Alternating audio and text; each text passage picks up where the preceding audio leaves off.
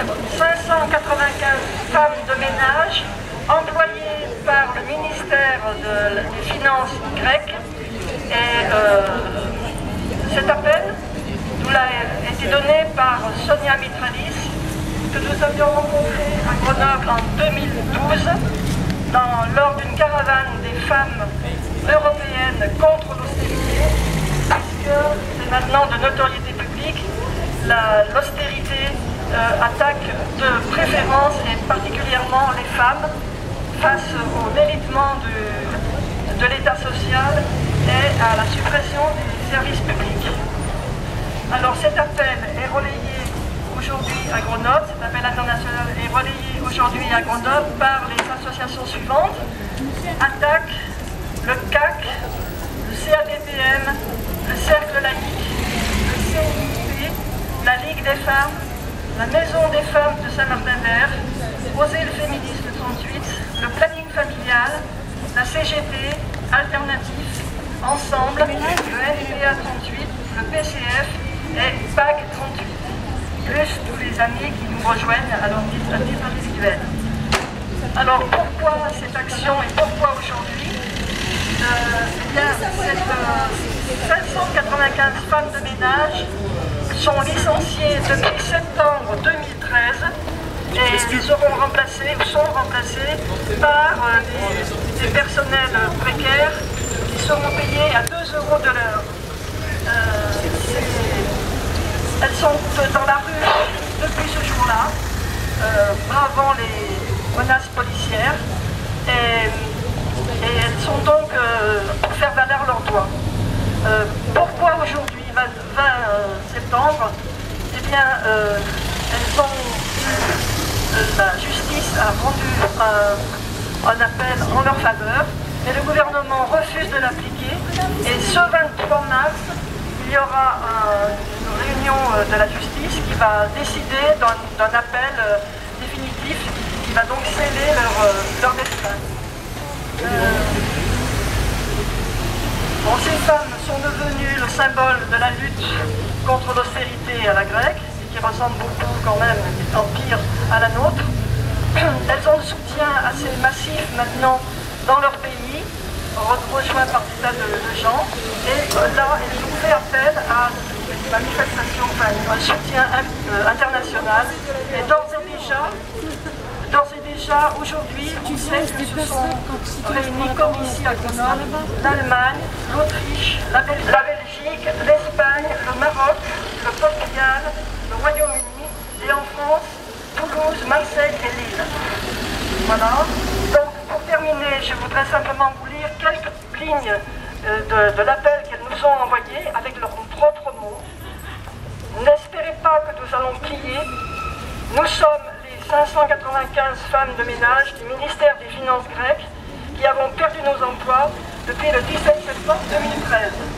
Le gouvernement nous a licenciés. Le gouvernement applique des mesures d'austérité obéissant aux ordres de la Troïka, comme dans d'autres pays européens. La Troïka, c'est la Commission européenne, la Banque centrale européenne et le FMI. Chaque jour, nous descendons dans la rue, résistant à la violence policière. Des images de passage à tabac, des femmes sans défense de 50-60 ans par les forces anti-émeutes ont fait le tour du monde. Nous n'avons pas baissé la tête, nous avons opté pour la dignité. Nous ne sommes pas des numéros, nous sommes des humains. Nous revendiquons le droit à la vie. Dans notre pays, une vague de solidarité est en train de balayer la société. Travailleurs, licenciés, chômeurs, lycéens, étudiants, retraités et artistes nous manifestent leur soutien par tous les moyens. La justice grecque nous a donné raison, mais le gouvernement refuse d'obtempérer et d'appliquer l'arrêt judiciaire. Le 23 septembre, la justice grecque doit rendre un arrêt définitif. C'est capital pour nous qu'il tranche en notre faveur et nous sommes sûrs qu'une mobilisation internationale pèsera en ce sens. Donc merci à tous ceux qui sont présents et maintenant la parole à Justine pour le problème qui se pose aussi chez nous en des termes peut-être moins violents mais tout aussi inquiétants. Disponibilité en Grèce, soit un licenciement au bout de 8 mois et 75% de leur salaire en attendant. Elles seront remplacées par du personnel d'entreprises privées rémunérées à 2 € de l'heure, soit 200 € par mois. Ce sont des femmes de 45 à 57 ans, souvent déjà en situation de précarité, famille monoparentale, enfants à charge pour elles seules, temps de travail fractionné ou même endettés, et ne pouvant toucher prématurément leur retraite.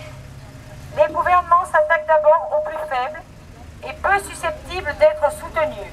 Regardez comment M. Macron traite les femmes de l'entreprise GAD, des illettrés qu'il dit, et notre président les plus en difficulté, descendants. Ces gouvernements pensent qu'isolés du mouvement social, ces femmes ne se révolteront pas. Pourtant, ces femmes grecques ont entamé une lutte médiatisée depuis 11 mois et lancé un appel pour que cette journée soit une journée européenne. Plusieurs villes de France ont répondu présentes et Grenoble, ville nébuleuse, a répondu immédiatement à cet appel. Depuis 2010, les salariés retraités, hommes-femmes, ont perdu plus de 40% de leurs revenus et le taux de chômage est à 30%.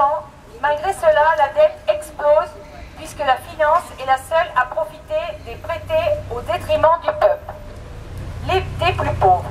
La politique d'austérité touche d'abord les femmes majoritairement employées de la fonction publique et parce qu'elles en sont les principales usagées.